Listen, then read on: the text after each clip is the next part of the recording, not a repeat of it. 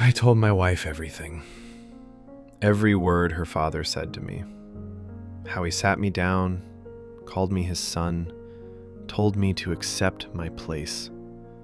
Told me there are worse things than being the stay-at-home dad who doesn't provide. And then he admitted something that still feels unreal. He intentionally neglected his responsibilities so his wife, your mother, would take over. Like it was some kind of survival strategy. And now he's passing that down to me like it was wisdom. Shortly after I told that to my wife, the room changed. The air got heavier. I could feel her breathing shift. Like an old wound opened somewhere inside her. I didn't know what she would say, but I didn't expect what came out. She didn't speak at first. She just stared at the floor like she was searching for a memory she didn't want to find. Then she whispered, in a hurting but soft tone, "He told you that?" I nodded, and she let out this laugh. But it wasn't out of joy, I can tell you that. It was disbelief mixed with disappointment. She said, "Of course he told you that. Of course he did." Then she wiped her face, even though there were no tears yet. It was like her body expected them out of habit. At this point, her voice is breaking. She said, "I spent my whole childhood watching my mom break herself to keep our home together, while he walked around like he had the luxury to take breaks. But my mother, she didn't get any breaks. She didn't get to fall apart." I didn't move. I didn't even breathe. Because for the first time, I wasn't just hearing about her father. I was watching her relive some troubling times from her childhood, and it really made me emotional.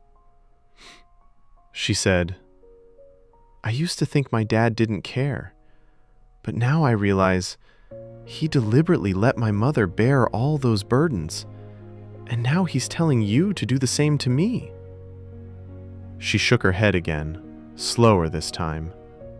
Then she looked at me, really looked at me, and said, "Please tell me you didn't take him seriously."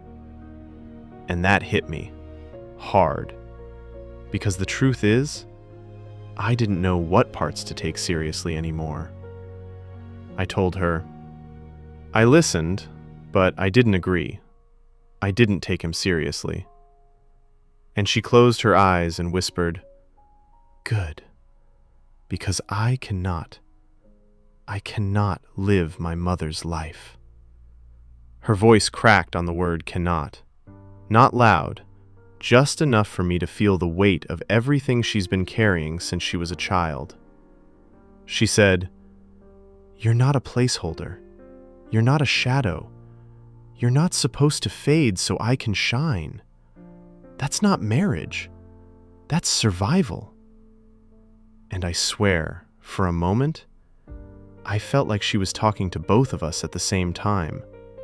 I and the version of herself she never got to be growing up. Then she said something I'll never forget. "I didn't marry another version of my dad. I married you. Don't disappear on me." As she continued to pour her heart, her words hit something deep in me. Because I've been doing the same thing her father did to her mother. Maybe not intentionally, but I am, slowly, quietly. The same way my father did. I've been present physically, but checking out emotionally, piece by piece. My father believed a man without money had no worth. Her father believed a man could abandon responsibility and still call himself a husband. Two extremes, both broken, both inherited. And somehow both were shaping me without my permission. I told my wife, "I don't know which path I'm on anymore." And she said, "Neither. You're carving your own, and it might look different than what you expected, but that doesn't make you less of a man. I didn't know how to receive that, because for my whole life, manhood was defined by what I could provide.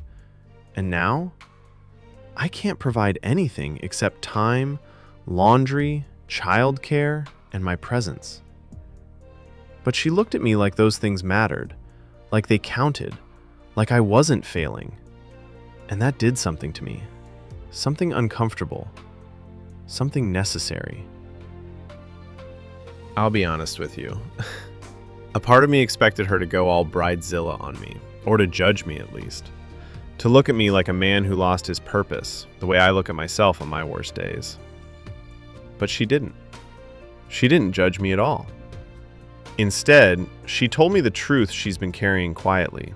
She said, "I don't need you to be the man my mom begged my dad to be. And I don't need you to be some perfect knight who don't break even under the pressure. I just need you with me. Not behind me, not above me, with me." Her voice shook when she said that, and I felt something break in my chest. Not in a painful way, but in the way a locked door breaks when someone finally opens it. I admitted to her, "I feel like I'm failing you." And she grabbed my hand, something she's not done in I don't even remember when last, and said, "You're not failing me. You're struggling. And so help me God, you will get your breakthrough." I didn't know how to reply.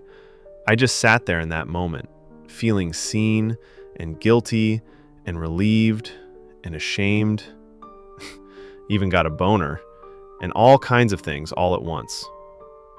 Because when you're a man who's been taught to measure himself by productivity, every little thing becomes evidence of your failure. Love like this feels undeserved. Understanding feels suspicious. Grace feels like a trap. But today, I realized she wasn't trapping me.